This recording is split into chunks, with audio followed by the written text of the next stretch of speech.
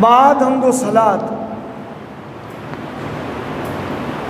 کروڑوں درود اور کروڑوں سلام بارگاہ نبی آخر الزمان صلی اللہ تعالی علیہ وآلہ وسلم میں، سرکار دو عالم شفیع معظم نبی مکرم صلی اللہ تعالی علیہ وآلہ وسلم ارشاد فرماتے ہیں، جسے الجامع الجوامع میں نقل کیا گیا۔ سید عالم علیہ الصلاۃ والسلام ارشاد فرماتے ہیں، جو شخص جمعے کے دن درود پاک پڑھتا ہے میں اس کی شفاعت کروں گا۔ اللہم صلی علی سیدنا و مولانا محمد معدن الجود والکرم والہ و اصحابہ و اہل بیتہ وبارک وسلم۔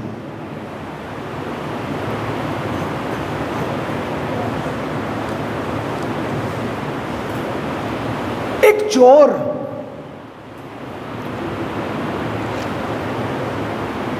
ایک غریب آدمی کے گھر میں چوری کرنے گیا۔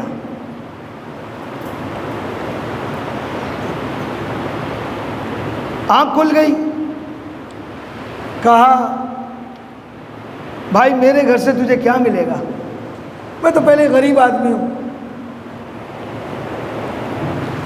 ہاں ایک مقام میں تجھے بتاتا ہوں، وہاں تجھے بڑا خزانہ ملے گا، بڑا مال ملے گا۔ کہا قریبی گولڑا شریف ہے اور وہاں پیر مہر علی شاہ رہتے ہیں، وہاں تجھے بڑا خزانہ ملے گا۔ کہتے ہیں کہ وہ چور لوٹ کر گھر آ گیا اور اس نے تیاری شروع کری۔ اب وہ گولڑا شریف کی طرف چل پڑا۔ جب اس نے سرزمین گولڑا شریف میں قدم رکھا، اس کی دل کی دھڑکنیں تیز ہو گئی، دل تیزی سے دھڑکنے لگا۔ اس نے اپنے آپ سے کہا کہ آج دل کو کیا ہو گیا؟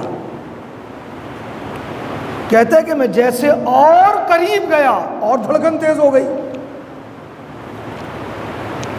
پھر اچانک ایک بجلی کوندی جس نے میری نظروں کو چکا چوند کر دیا، اور ایسا لگا جیسے کوئی میرے دل کو کھرچ رہا ہو۔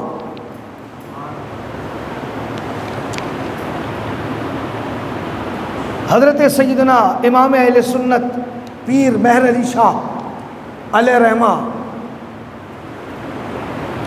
تاجدار گولڑا شریف کی عادت یہ تھی کہ آپ دن بھر روزہ رکھتے اور رات بھر عبادت میں قیام فرماتے۔ اب جب اتنے بڑے آستانے پر پہنچا تو دل کی دنیا زیر و زبر ہو گئی،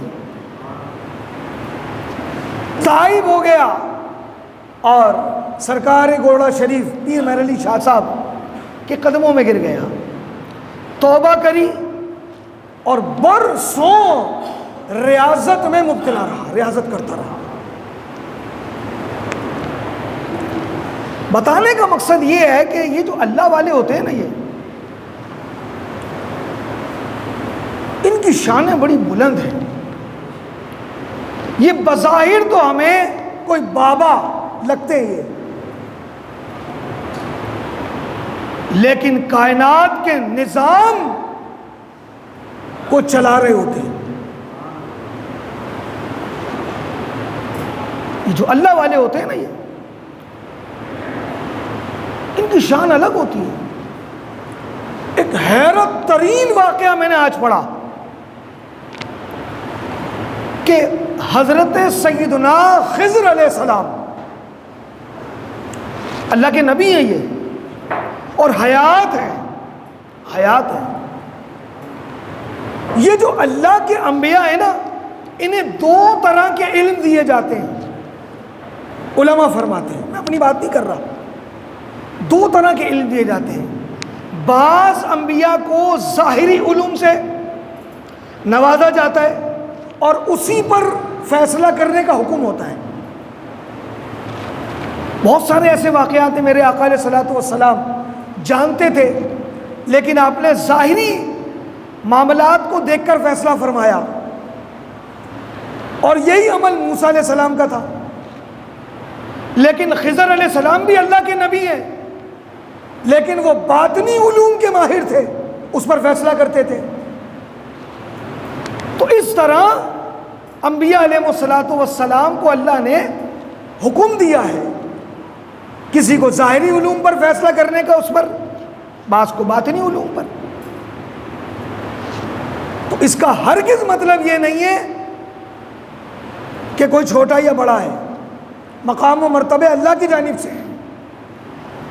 اب حضرت سیدنا خضر علیہ السلام،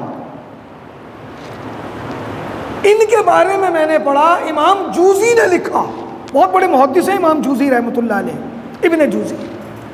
آپ فرماتے ہیں کہ روزانہ صبح کے وقت خضر علیہ السلام امام اعظم کی بارگاہ میں ظاہری علوم سیکھنے آتے تھے۔ خضر علیہ السلام کس کی بارگاہ میں؟ امام اعظم کی بارگاہ میں۔ اور امام ابن جوزی کہتے ہیں کہ جب حضرت امام اعظم ابو حنیفہ کا وصال ہو گیا تو خضر علیہ السلام نے رب کی بارگاہ میں التجا کی، کیا کی؟ یا اللہ ان کی روح کو ان کے جسم میں لوٹا دے تاکہ میں جو سیکھ رہا ہوں وہ پائے تکمیل پر پہنچے۔ اور پھر امام ابن جوزی کہتے ہیں کہ آپ کے وصال کے بعد امام اعظم جب صاحب مزار ہو گئے، اس وقت بھی خضر علیہ السلام اکتساب فیض کے لیے، علم حاصل کرنے کے لیے، جبکہ وہ نبی ہیں، یہ اللہ کے محبوب، اللہ کے ولی ہیں۔ نبی کا مرتبہ کائنات میں کسی کے برابر نہیں ہو سکتا، بلند ہوتا ہے، کتنا بڑا عبادت گزار ہو، وقت کا بہت بڑا قطب ہو، قلندر ہو، ابدال ہو، غوث ہو، لیکن جو مقام و مرتبہ انبیاء کو ہے وہ کسی کو نہیں ہے، کسی صحابی کو بھی نہیں ہے، کسی اہل بیت کو بھی نہیں ہے، تو نبیوں کو مرتبہ ہے۔ لیکن اللہ کی تقسیم ہے۔ اور آپ کے علم میں اضافے کے لیے ایک بہت پیاری بات بتاؤں کہ امام شافعی رحمۃ اللہ علیہ یہ امام ہے، اور پوری دنیا میں 4 اماموں کی تقلید کی جاتی ہے۔ غیر مقلد لوگ اس کو شرک کہتے ہیں، کس کو؟ تقلید کو۔ اب تقلید ہے کیا؟ وہ مسائل غیر منصوص جو ایک عامی آدمی سمجھ بھی نہ سکتا ہو، ان مسائل کو سیکھنے کے لیے، اپنے مسئلے کے حل کے لیے کسی کی پیروی کرے تو اس کو تقلید کہتے ہیں۔ جو لوگ یہ کہتے ہیں نا کہ تقلید شرک ہے، وہ بھی کسی نہ کسی محدث کے آگے تو جھکتے ہوں گے نا کہ بھائی ہمیں یہ مسئلہ بخاری سے دیکھنا ہے، مسلم سے دیکھنا ہے، مجبوری ہے، کہیں نہ کہیں جا کے تو جھکتے ہوں گے، وہ کسی نہ کسی کو تو فالو کرتے ہوں گے نا۔ چلو بزرگوں کو چھوڑ دو، فی زمانہ کسی اپنے عالم کے پاس تو جاتے ہوں گے، تو اسی کا نام تو تقلید ہے۔ اب یہ بات امام شافعی رحمۃ اللہ تعالی علیہ، اور یہ جو بر اعظم ایشیا ہے نا، انڈونیشیا، ملائیشیا، سری لنکا، مالدیپ، اور ملاوی اور آپ کا یہ بنگلہ دیش، پاکستان، افغانستان، یہ سب امام اعظم کے پیروکار ہیں۔ تقریباً 60% لوگ امام اعظم کے ماننے والے اور 40% بقیہ 3 اماموں کے۔ ہم چونکہ عوام لوگ ہیں، ہم اپنے مسائل کتاب سے دیکھ کے نہیں سمجھ سکتے، تو کسی نہ کسی کو تو بڑا بنانا ہوگا جو علم میں، عقل میں، فہم میں بڑا ہو، کہ یار اس کی تحقیق جو ہے نا اس کے آگے میرے ہاتھ بندھے ہوئے۔ اسی کا نام تقلید ہے۔ اور ان چاروں میں سے کسی ایک کو ماننا واجب ہے، ورنہ بندہ گمراہ ہو جائے گا۔ بندہ یہ سوچے کہ میں قرآن سے خود مسائل نکال لوں، حدیث کو خود سمجھ لوں، سوال ہی پیدا نہیں ہوتا۔ ہمارا تو کوئی معیار ہی نہیں ہے۔ ہمارے سامنے اگر کوئی کاغذ کا ٹکڑا پڑا ہو اور اس پہ عربی لکھی ہو تو آپ کیا کریں گے؟ ابے فلم کا ایڈ تھا یہ تو عربی میں، ہمیں تو نہیں پتا نا، ہمیں تو اتنا شعور بھی نہیں ہے۔ تو جو لوگ عقل و فہم کے مالک ہیں، جن کا علمی استدلال بلندیوں پر ہے، ہم کہتے ہیں ہم ان کے پیچھے ہیں، ہماری کیسے؟ تو امام شافعی ان چاروں میں سے ایک امام ہے۔ یہ امام اعظم ابو حنیفہ سے علم حاصل کرتے رہے، اور امام اعظم کے وصال کے بعد آپ فرماتے ہیں کہ اگر کوئی بات نہیں حل ہوتی تو میں امام اعظم کے مزار پہ چلا جاتا، مزار کے قرب میں 2 رکعت نفل ادا کرتا اور پھر امام اعظم کے وسیلے سے دعا کرتا، میرا مسئلہ حل ہو جاتا۔ ایک اور بڑی خوبی کی بات بتاؤں، امام شافعی رفع یدین کے قائل تھے۔ رفع یدین کرنے نہ کرنے سے ایمان پر کوئی فرق نہیں پڑتا، قائل تھے وہ۔ اور بات اختلاف صرف رفع یدین کا نہیں ہے، اصل تلفظ کیا ہے؟ رفع یدین۔ تو امام شافعی کرتے تھے، جب امام اعظم کی بارگاہ میں نفل پڑھتے تھے تو نہیں کرتے تھے۔ شاگردوں نے کہا کہ آپ تو رفع یدین کے قائل ہیں۔ فرمایا اتنے بڑے امام کے قرب میں مجھے اپنا استدلال، اپنی تحقیق چھوٹی لگتی ہے۔ اتنے بڑے امام کے آگے میں اپنی تحقیق کو پیش کروں، آپ نہیں کرتے تھے۔ یہ جتنے بزرگ ہیں اللہ والے، جنہیں ہم بابا کہتے ہیں، بابے کہتے ہیں، یہ وہ مبارک ہستیاں ہیں۔ ایک حدیث پاک آپ سنے کہ سید عالم صلی اللہ تعالی علیہ وآلہ وسلم فرماتے ہیں، مشکات شریف کی حدیث ہے اور اس کے راوی مولا مرتضیٰ کرم اللہ تعالی وجہ الکریم ہے۔ فرماتے ہیں کہ میں نے نبی کریم علیہ الصلوۃ والسلام سے سنا، آپ فرماتے ہیں کہ شام میں ابدال ہوں گے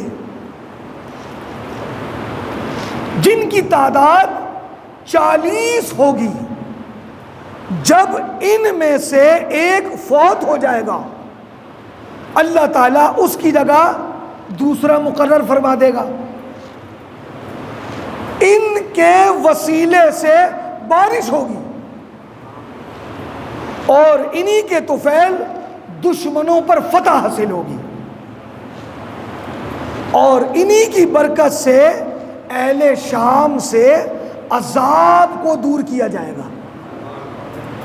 زندہ رہیں تو فیض، اور پردہ کریں تو ان کا فیض کا اثر بڑھ جاتا ہے۔ اس لیے کس لیے کہ شیخ عبدالحق محدث دہلوی فرماتے ہیں کہ اولیاء اللہ وصال کے بعد ظاہری زندگی سے زیادہ امداد فرماتے ہیں۔ کون کہتے ہیں؟ شیخ عبدالحق محدث دہلوی. جتنے بھی بدعقیدہ لوگ ہیں، دوسرے مسلک کے لوگ ہیں نا، وہ شیخ عبدالحق محدث دہلوی کو لازمی مانتے ہیں، چونکہ شیخ عبدالحق محدث دہلوی وہ ہستی ہے کہ جو اس سرزمین ایشیا پر اللہ کے رسول کی حدیث کے امین ہیں، اللہ کے رسول کی احادیث کو لانے والے. مدینہ اور یہ کہہ لیں کہ اس سرزمین کے بیچ میں اگر کوئی شخصیت ہے وہ شیخ عبدالحق محدث دہلوی کی ہے، جو رسول اللہ کی احادیث کو لاتے ہیں اور یہاں دیتے ہیں. اور پھر آپ نے فرمایا کیوں زیادہ مدد کرتے ہیں؟ فرمایا اس لیے کہ اب وہ صرف اللہ تعالیٰ ہی کی ذات کی طرف متوجہ ہوتے ہیں. تو اولیاء اللہ کی برکت سے بارشیں نازل ہوتی ہیں، اولیاء اللہ کی برکت سے عذاب دور ہوتے ہیں. یہ وہ دین ہے جو 1400 سال مسلمانوں کے سمجھ میں آیا، اور نہیں سمجھ میں آیا تو ایک بظاہر انجینئر پلمبر کے سمجھ میں نہیں آیا، جو نے لکھ کے لگایا نہ میں بابی، نہ میں بابوں کو ماننے والا ہوں، نہ میں بابی.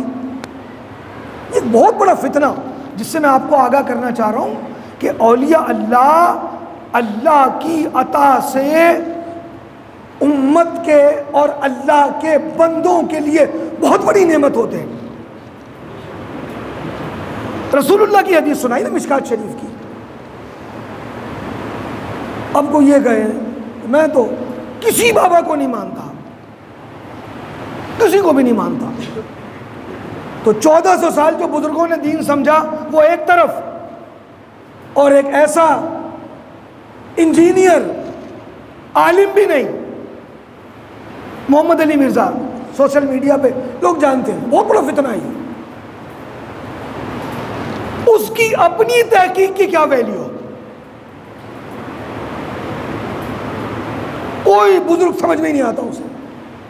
اور اتنا بے ادب، اتنا بڑا گستاخ کہے جی میں تو کہتا ہوں کہ بزرگوں کے مزار پہ جانا شرک ہے، لیکن ایک وجہ ہے جو میں آپ کو اجازت دیتا ہوں، جائیں داتا صاحب پہ، لیکن جس طرح اپنے لیے دعا کریں اس طرح ان کے لیے بھی دعا کریں. اب دعا کا انداز دیکھیں، الفاظوں کا استعمال دیکھیں.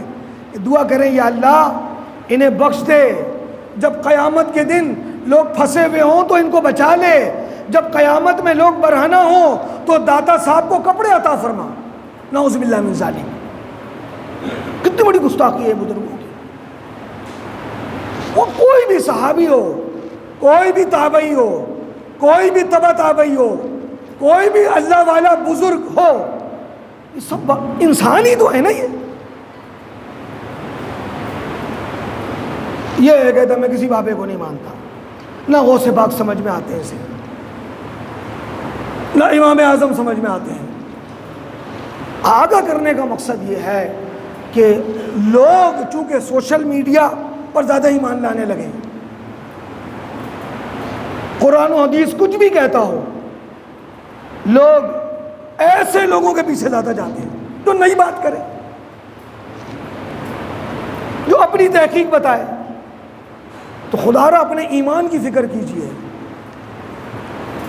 چونکہ قرآن مجید اب ان بزرگوں کے بارے میں جنہیں ہم بابے کہتے ہیں کہہ رہا ہے کہ ان کو تو نہ دنیا میں خوف ہے نہ آخرت میں خوف ہے.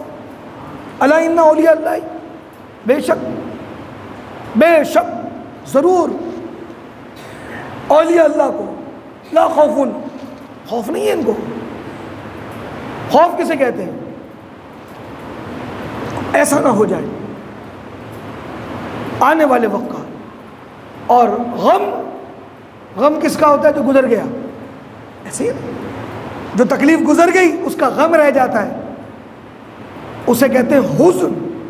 اور اللہ فرما رہا ہے کہ لا خوف علیہم ولا هم یحزنون، نہ انہیں آنے والے وقت کا خوف ہے اور نہ گزرے وقت کا غم ہے.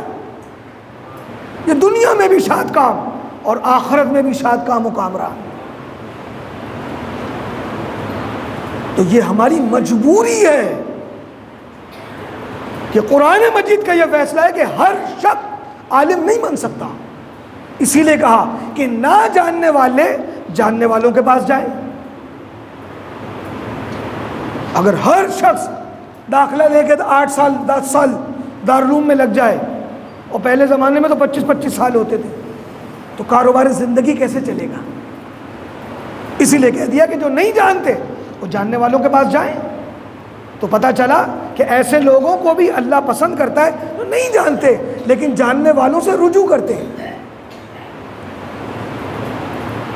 تو اللہ رب العزت ایسے فتنوں سے محفوظ فرمائے اور ہمیں مسلک حق پر موت و حیات عطا فرمائے، کیونکہ بہت نازک دور ہے۔ غامدی جیسے، انجینئر جیسے ایسے لوگ، اور ایسے لوگ بیٹھتے ممبر پہ اور سوائے لطیفے سنانے کی کچھ نہیں سناتے، تو لوگ ایسے لوگوں سے متاثر ہو رہے ہیں۔ ہم نے رسول اللہ کا کلمہ پڑھا ہے، اور رسول اللہ فرما رہے ہیں کہ یہ جو صحابہ ہیں نا، ان میں سے کسی ایک کو بھی پکڑ لو تم کامیاب ہو جاؤ گے۔ تو صحابہ بھی تو ہمارے بابے ہیں، کسی ایک کو پکڑ لو گے۔ تو ہمیں نئی تحقیق، ایسی تحقیق جو 1400 سال بزرگوں کی تحقیق سے متصادم ہو، ایسی تحقیق کو ہم دیوار پہ مارتے ہیں۔ اللہ رب العزت ہمارے ایمانوں کی حفاظت فرمائے اور ایسے فتنوں سے ہم سب کو محفوظ ہو مامون فرمائے۔ جو تجھ کو، جو تیرے نبی کو پسند ہے، مجھے ایسا بندہ بنا یا الہی، آمین بجائے سید المرسلین وما علیہ الا اللہ۔